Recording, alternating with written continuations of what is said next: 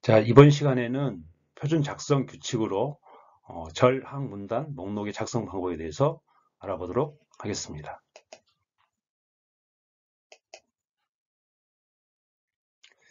자, 이렇게 표준을 보면 우리가 이제 그 표준 대상별 작성 방법, 서비스 표준, 제품 표준, 시험 표준, 경영 시스템 표준, 이런 표준을 작성할 때 보면 표준 본문에 보면 이렇게 구성 요소별로 이제 작성을 하게 되는데, 우리가 이제 적용 범위, 인용 표준, 용어와 정의, 어떤 제품의 품질, 시험 방법, 포장 표시 이렇게 쭉 나오는 구성 요소를 우리는 뭐라고 하냐면 절이라고 합니다. 절. 그러니까 여기서 절이라고 하는 것은 1, 2, 3, 4, 5, 6 이거를 이제 우리는 표준에서는 절이라고 하고, 그 절 밑에 파생되는 이제 4.1, 4.2, 5.1, 5.2. 자, 이거를 우리는 기본 항이라고 합니다.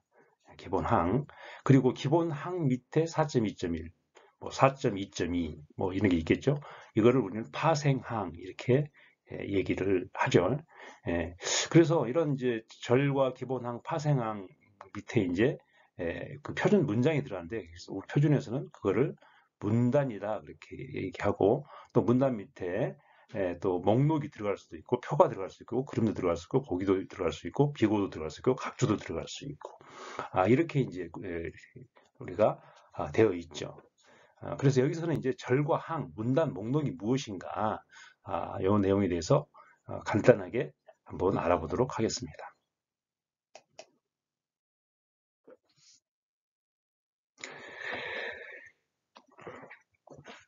그래서 이제 여기서 보면 이제 표준 같은 경우에 이제 부가 있고 절이 있고 항이 있고, 기본항, 파생항, 문단, 부속서 이제 이렇게 우리가 이제 주제를 세분화할 수가 있는데, 이 부라고 하는 것은 영어로는 이제 파츠라고 하죠. 그래서 이 이제 표준 같은 동일한 표준 번호 밑에 표준의 일련 번호를 해서 예를 들면 이제 뭐 2개 이상, 3개 이상의 어떤 표준을 제정한다.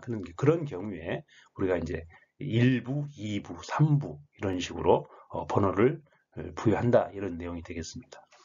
그리고 그래서 절, 1 적용 범위, 2 인용 표준 이런 걸 절이라고 한다고 그랬죠.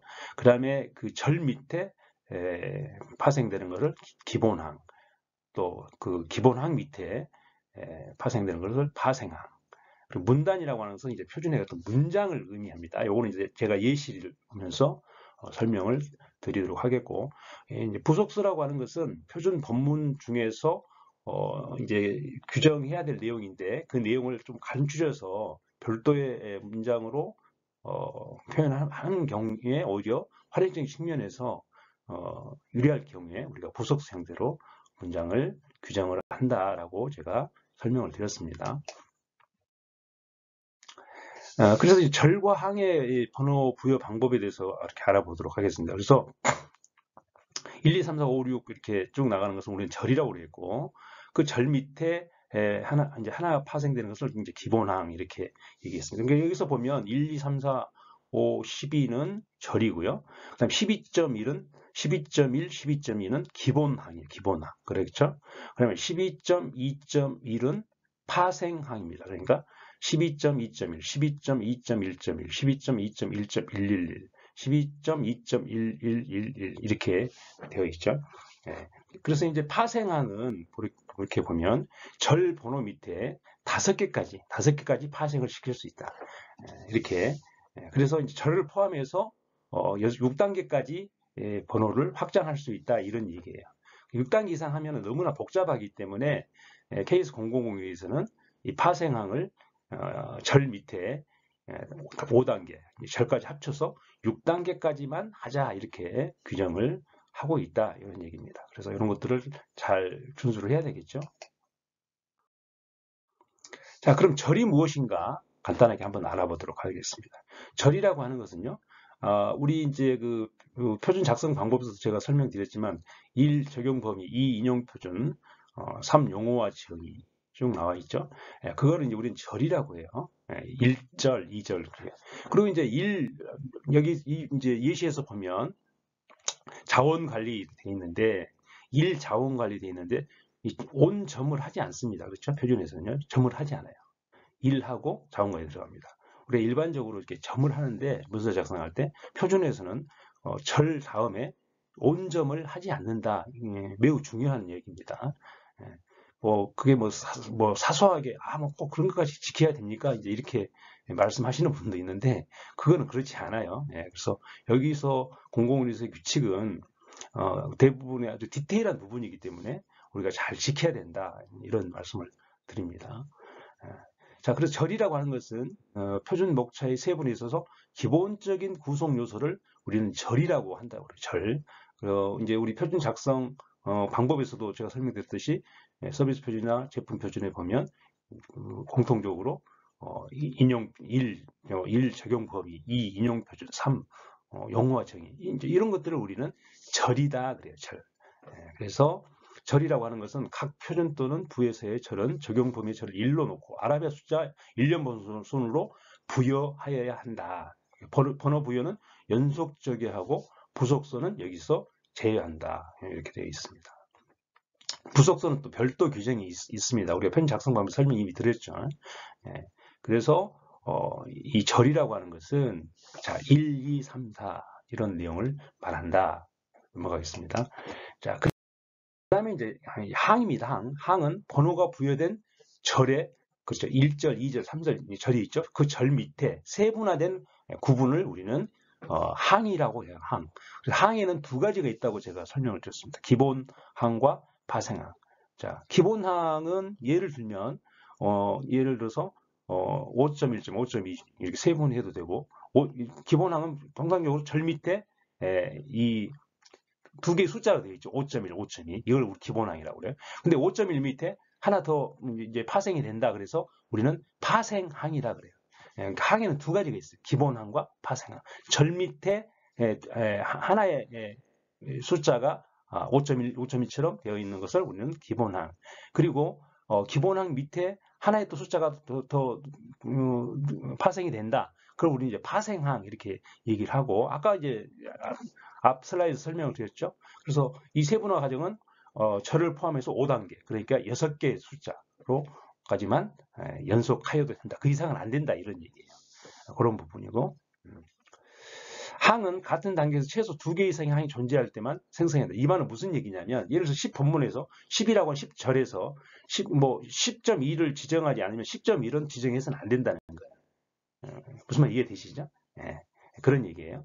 그래서 10.2를 지정하지 않으면 10.1은 없다. 그러면 10.2가 없다 그러면은 이제 표준 문장만 그 밑에 절 밑에 문장을 표현해 주면 되겠죠.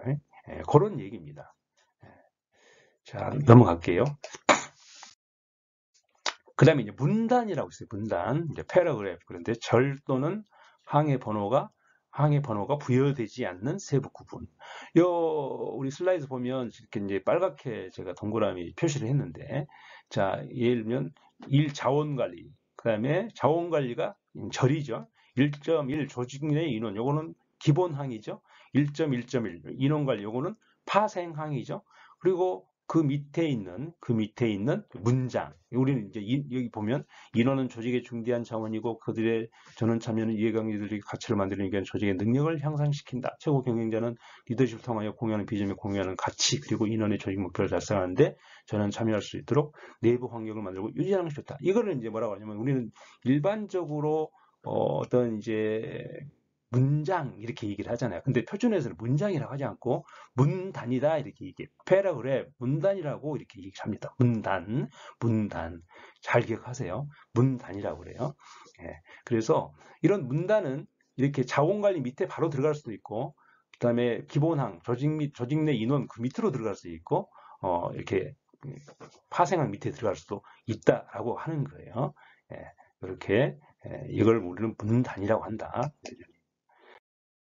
자, 그 다음에 이제 아까 문단을 작성할 때 이제 올바르게 작성하는 방법, 그렇지 않은 방법, 이게 사례가 있는 거죠. 아까 이것은 제가 설명을 드렸어요. 그러니까, 여기에 보면 이렇게 되어 있죠. 예를 들어서, 여기에 이제 5가 있고 바로 5.2가 나오고 5.3이 이렇게 나오잖아요. 이게 잘못됐다는 거예요. 5.2가 5.2 있다 그러면 당연히 5.1이 들어가줘야 된다는. 그래야 이게 이제 완전한 하나의 문단이다 이런 얘기예요. 요 5 밑에 있는 요런 문장이 문단이다 이런 얘기예요. 5.2 밑에 있는 요 문장을 우리는 문단이다 그래요. 예. 그래서 문단을 작성할 때는 항상 이렇게 5.1, 5.2, 5.3 완전하게 문장을 부여를 해서 해야 된다. 그래서 이제 올바르지 않는 이런 문장을 우리는 미결 문단이라고 그래요. 그러니까 완전하지 않다 이런 얘기예요. 그러니까 완전하게 이렇게 작성을 해야 된다. 예. 그런 얘기고요. 그 다음에 이제 목록이라는 게 있어요. 목록, 리스트라고 하는데 이것은 항목에 의해서 완성되는 한 문장 이런 얘기입니다. 그래서 우리가 표준 목록 내에 각 항목은 목록 내에 각 항목은 자 보면은 줄표로 할 수 있고 여기 지금 요 슬라이드 4에서 보면 줄표하고 조직의 전략의 프로세스 목표 실행상의 제약성을 문제 해결에 대한 주체의식이 생각 없어요. 자, 이거를 우리는 목록이라고 그래요. 근데 이 목록은 이렇게 줄표로 할 수 있느냐? 그게 아니고 가운데점으로 할 수 있다는 거예요. 가운데점. 가운데점. 그리고 또 소문자 1하고 가로, 또 A 가로, 뭐 이렇게도 할 수 있다. 이런 얘기예요. 이런 것들을 우리는 뭐라고 하냐면 목록이다, 이렇게 얘기를 합니다. 그래서 표준에서는 이렇게 작성을 할 수가 있다. 이런 얘기예요. 자, 간단하게 우리가 절항, 그다음에 문단, 목록, 리스트에 대해서 작성하는 방법에서 간단히 알아보았습니다. 네, 감사합니다.